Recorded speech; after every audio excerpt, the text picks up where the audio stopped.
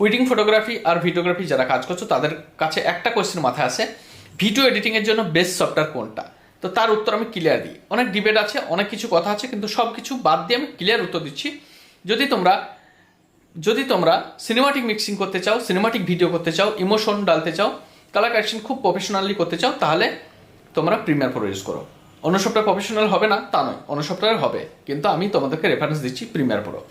Second option হচ্ছে তোমরা যদি ট্র্যাডিশনাল মিক্সিং করতে চাও, ট্র্যাডিশনাল মানে হচ্ছে 3 ঘন্টা, 2 ঘন্টা, 2.5 ঘন্টা যে ভিডিওগুলো হয়, যদিও এখন ট্র্যাডিশনাল অনেকটা সিনেমাটিকের মতোই হয়ে গেছে, তো ট্র্যাডিশনাল যদি মিক্সিং করতে চাও, বেশি কাজ করতে চাও, তাহলে তুমি আসো ইডিয়াস আসো। তারপর আরেকটা সফটওয়্যার বলছি, সেটা তোমরা বেসিক নিজের জন্য প্রত্যেক ফটোগ্রাফার ভিডিওগ্রাফার রাখতে পারো, যেটা হচ্ছে ফিল্মোরা। ফিল্মোরা কেন বলছি? ফিল্মোরা হচ্ছে একটা ওয়ার্ল্ডের বেস্ট সফটওয়্যার বলা যায় ফিল্মোরাকে। কেন বলছি? কারণ ফিল্মোরা এখন 4,000 টাকায় লাইফ টাইম কিনতে পারবে, তুমি লাইফ টাইম অ্যাক্সেস পাবে ফিল্মোরা। তো ফিল্মোরা লাইফ টাইম অ্যাক্সেস 4,000 টাকা পেয়ে যাচ্ছ। তার সাথে এই ফিল্মোরাতে প্রিমিয়ার প্রো আমি যে কাজটা 3 ঘন্টা লাগবে, 4 ঘন্টা লাগবে, সেই কাজটা কিন্তু এই 5 থেকে 7 মিনিটে করে দিতে পারে। তো কেন আমি প্রথমে সিনেমাটিকের জন্য প্রিমিয়ার প্রো দিলাম, বললাম ডিবেট আছে। তো তোমরা 3টে সফটওয়্যার রেফারেন্স রাখো। ফিল্মোরা হচ্ছে খুবই সহজ এবং ইজিয়েস্ট, ফিল্মোরা থেকে শর্টকাটে কাজ করতে পারবো অনেক হলো।